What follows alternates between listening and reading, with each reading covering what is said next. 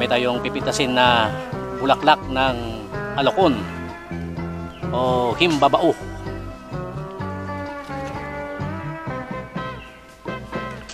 Bungon, tawag namin dito sa Ilocos. Okay. Lalagay ko dito.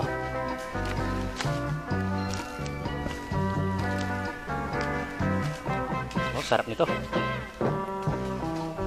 Pang buridibod.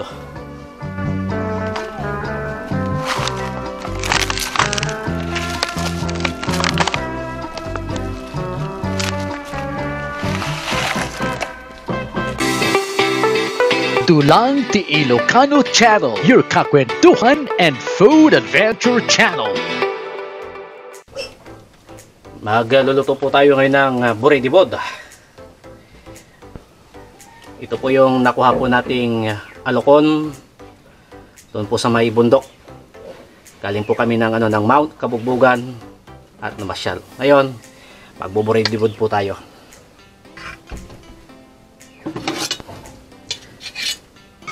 Yan, una, nagpakulo muna po tayo ng tubig. Yan, kulong-kulo na po siya. Ngayon, lagay na po natin ang sibuyas na pula. Pero hindi naman kulay pula. Oh, kulay pink naman yung sibuyas natin eh. And then, lagay po natin ang bagoong.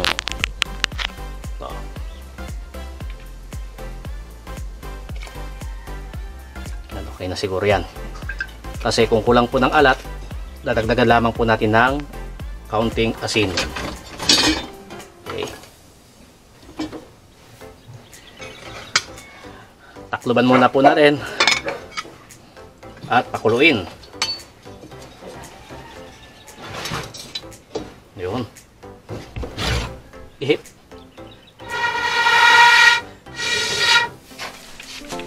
Yan. Paket kami ngayon ng Mount Kabugbugan. Oh, kaya pa? Oh, hintayin mo si Mama Arkay.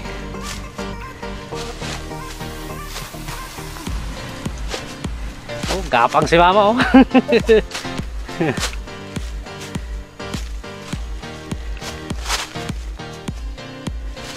Oh, hintayin mo si Mama. Oh, hila nyo.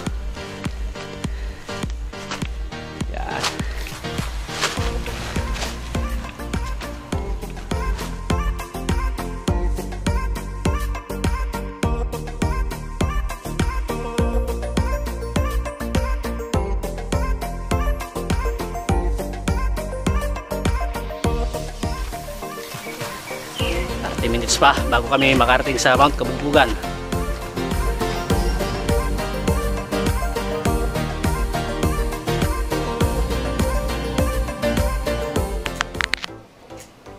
Pagkatapos kumulo,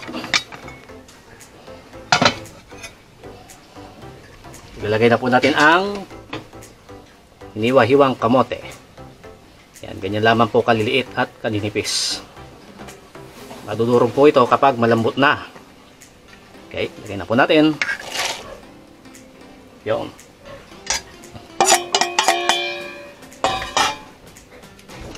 Tapos, lagyan na po natin ng paminta. Yan. Pero, depende po sa inyo kung lalagyan nyo po o hindi. Pero sa akin, mas gusto ko na may kaunting anghang ang ating buridibod. Yan. Sa pagluluto pala natin ito, kailangan na pakuluin po natin ng maigi yung pong tubig na may bagoong para matanggal po yung lansa ng ating bagoong. Okay? And then, tatakluban na po natin at papalambutin ang kamote.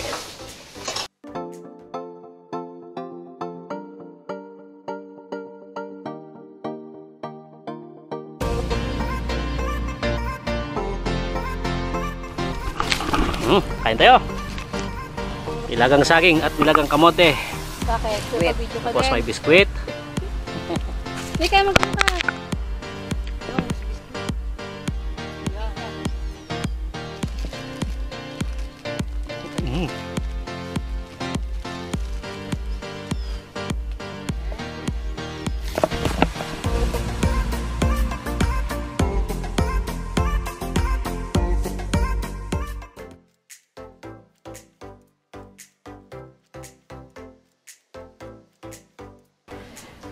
Tignan po natin kung malambot na yung kamote. Konti pa.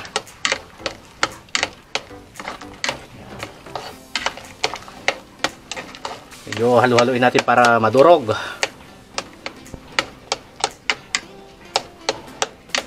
Yan. Okay.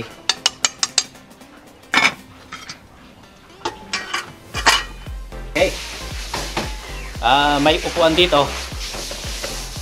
Kasi malit lamang po itong ating tripod at dito po natin nilalapag itong ating camera. Ayan. Siguro mga 5 minutes. Tapos lalagyan na po natin yung ating alokon at yung pong dahon po ng malunggay.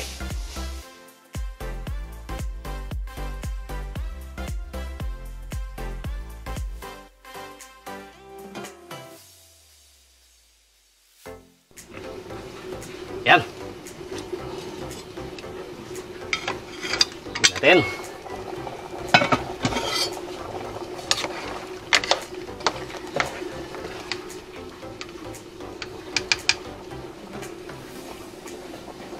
Oh, pwede na. Ngayon, pagsabayin na po natin ihulog ang bulaklak ng alokon at dahon ng malunggay. Ayan.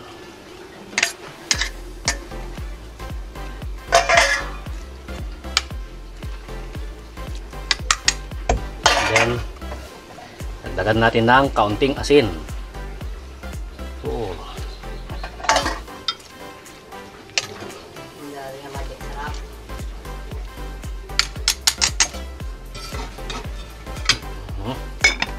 yan, pakulo lamang po natin ito ng mga 1 minuto at pwede nang kainin itong ating buridibod. Ayan.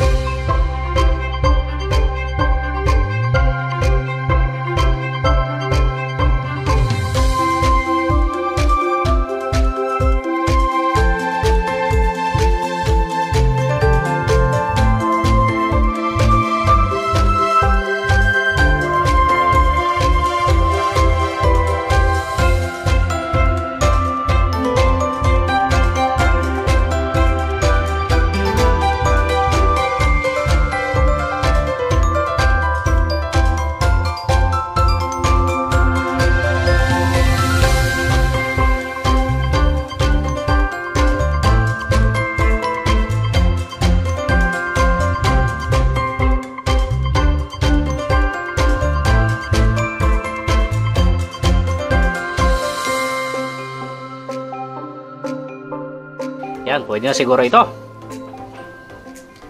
Yan, tingnan natin. Wow!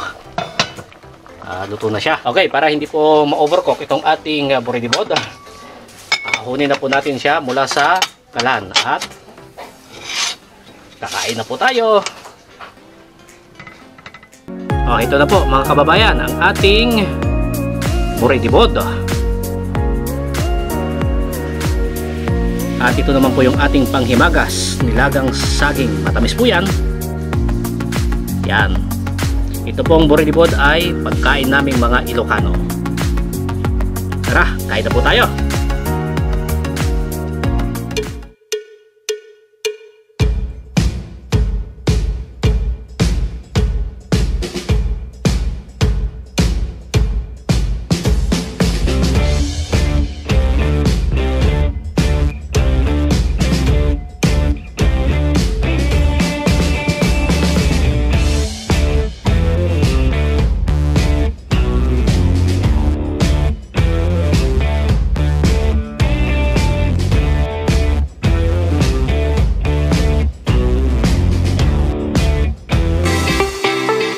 Dulang Ti Ilocano Channel, your kakwentuhan and food adventure channel.